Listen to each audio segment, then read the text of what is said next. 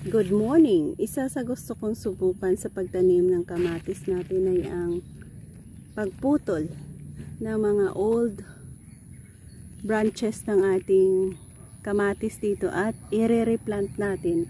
Subukan natin kung ano ang outcome niya. So kagaya niyan, meron tayo dito ganyan. Cut natin yan and then i-replant natin. Sa ganitong paraan, ma-check natin kung makapagpatubo pa ba tayo ng kamatis.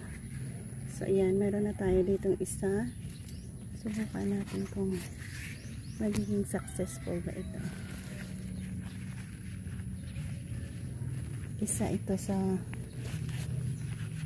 way kung makapagpatubo nga ba tayo.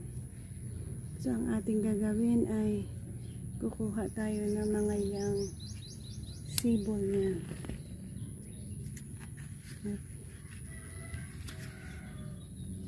Mag-try tayong magpatubo gamit ang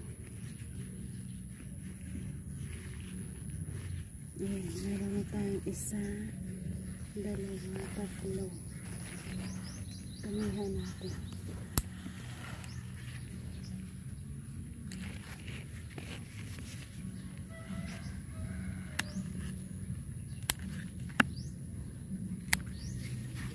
Along the way sa kanyang pag-growth, i-update ko kayo kung ano ang lagay niya.